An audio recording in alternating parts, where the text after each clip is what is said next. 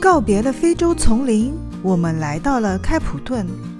南非开普敦是让我此行非常惊讶的地方，无论是它的气候、环境、现代化的程度，跟我想象中的非洲不太一样。在我脑海里的非洲，也许更应该是像前几天丛林里的样子，原始、炙热、荒漠。而到达开普敦后，映入眼帘的是绿色的山、蔚蓝的海、现代化的都市、丰富美味的食物，让我有点感慨，这还是非洲吗？所以世界很大，有机会还是要亲眼来看看，也许你会收获很多不一样的信息和体验，颠覆你脑海里曾经固有的印象。我们这次安排来开普敦，其实并不是为了城市本身而来的，而是有另外的3大目的地。所以在开普敦，我们并没有特别安排什么，就吃吃喝喝、逛逛、踏踏海浪。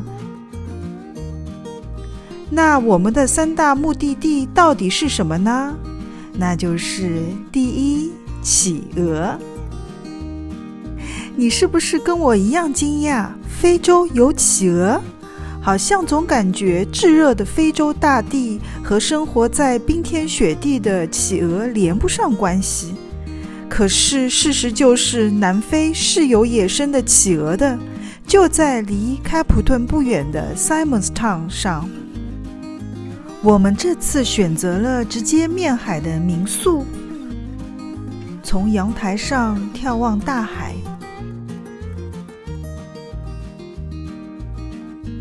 透过卧室的落地窗看日出，简直是大片上映，实在是太美了。出发，我们去看企鹅。Simons Town 虽然小，但是非常美。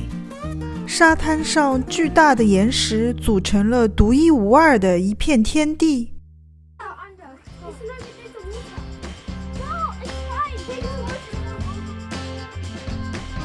小朋友们玩得可高兴了。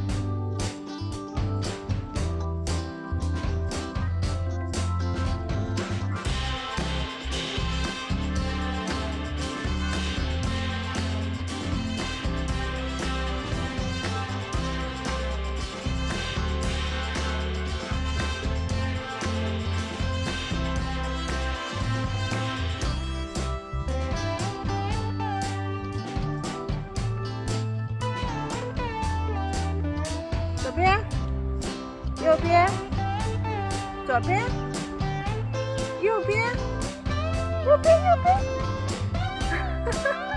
左边，右边。接下来我们计划要去的第2个目的地就是非洲大陆的尽头好望角。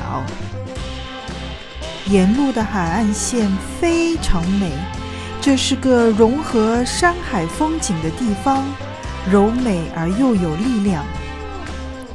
越是接近非洲大陆的尽头，越像进入了无人区，一望无际。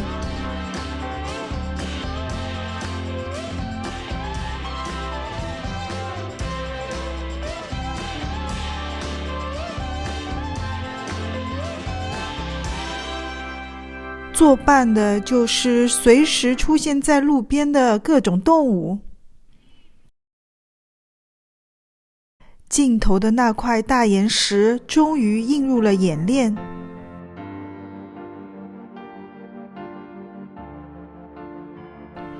网红打卡地，拍照留念。这里是可以登上镜头的岩石远眺的，但是当天风很大，我们又都穿得太少，拖着拖鞋，男人们更是又心心念着下一站的红酒庄，所以登顶就留给下次再来吧。这里有那么美的白色沙滩，想象着和家人一起牵手漫步，海风吹拂，听海浪，光想象我已经无比期待。第3站，红酒之旅。在葡萄酒的世界里，南非也是占有一席之地的，因为它品质不错，而且价格适中。离开海岸线，我们向内陆开，前往 French Hook。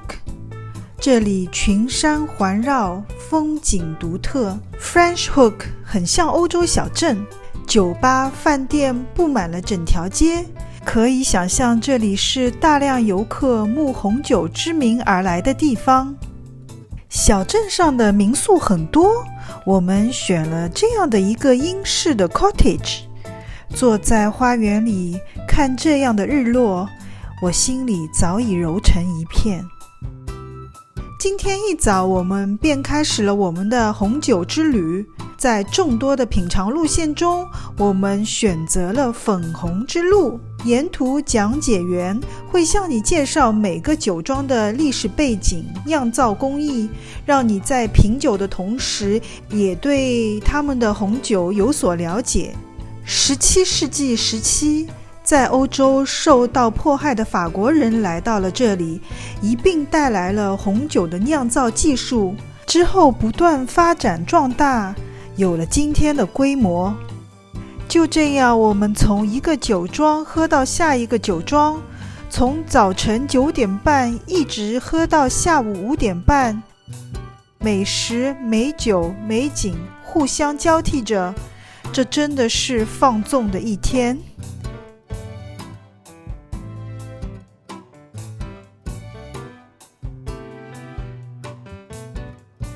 这一天真的已经不知道喝了多少酒，小朋友也不知道吃了多少的巧克力了。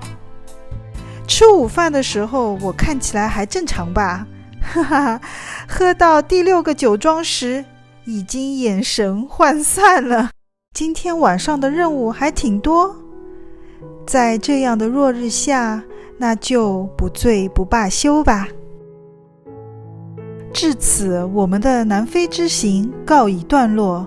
新冠以来，平时我们习以为常的旅行似乎成了奢侈品，但是每日往返于办公室和家之间，2点一线的生活总会让人疲劳，而旅行就像是生活的调味，短暂的离开居住的城市，去感受另一处的风景。希望我的这些旅行记录能够给你带来一些对南非的初步印象，也许其中的一张照片、一个瞬间，也会让你在心里种下种子，等待哪一天也亲自到这里来看看。我们下期再见。